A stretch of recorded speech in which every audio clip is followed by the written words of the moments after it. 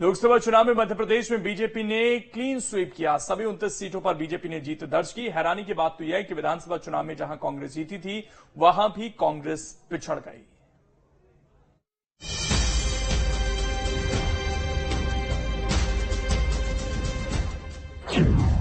MP में BJP का clean sweep, सभी 29 सीटों पर शानदार जीत। फेल हुआ विधानसभा का गणित। जिन सीटों पर बीजेपी के विधायक हैं, वहां तो लोकसभा में एक तरफा मामला माना ही जा रहा था, लेकिन जहां कांग्रेस के विधायक थे, वहां पार्टी को कुछ सीटों पर जीत की आस थी। लेकिन जब नतीजा आए तो सारी उम्मीदें धरी की धरी रह गईं। बीजेपी लोकसभा की सभी 29 सीटें जीतकर 2019 से भी एक कदम आगे बढ़ गई। विधानसभा में कांग्रेस को 66 सीटें मिली थी। लोकसभा चुनाव में इनमें से 20 सीटों पर बढ़त मिल पाई और उन 20 में से 7 सीटें ऐसी रहीं जहां बीजेपी के विधायक हैं। बीजेपी की 163 में से सिर्फ 6 सीटों पर ही कांग्रेस मामूली सेंधमारी कर पाई। अब आपको बताते हैं कि आखिर किस लोकसभा में किस विधानसभा सीट से कांग्रेस को लीड मिली।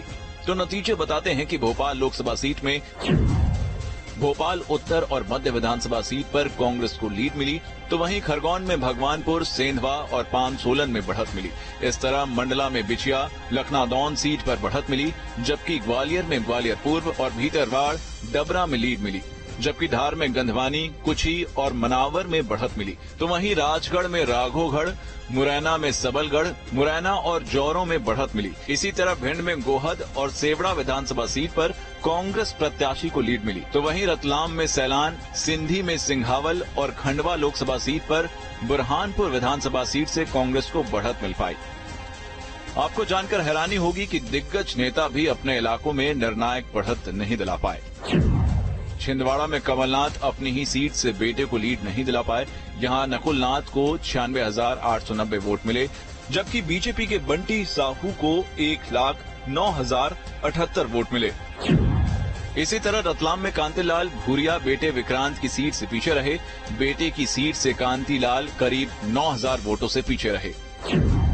राजगढ़ में दिग्विजय के बेटे की सीट से सिर्फ 11,000 की लीड मिली, यानी राघोगढ़ में भी दिग्विजय को एक तरफा वोट नहीं मिले।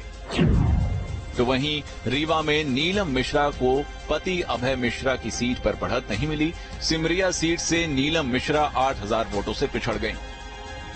यानी कांग्रेस प्रभाव वाले इलाकों में अपने प्रत्याशियों को निर्णायक बढ़त तो दूर, मामूली लीड भी नहीं मिल पाई। हालांकि बीजेपी के भी 6 विधायक ऐसे हैं जहां से वो अपने प्रत्याशियों को लीड नहीं दिला पाए, लेकिन दूसरी सीटों पर अच्छी बढ़त की वजह से बीजेपी को उन 6 सीटों पर ज्यादा फर्क नहीं पड़ा और वो उन 6 सीटों पर भी जीतने में कामयाब रही।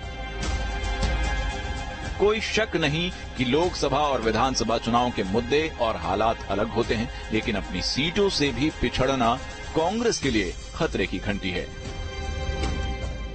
Team news state.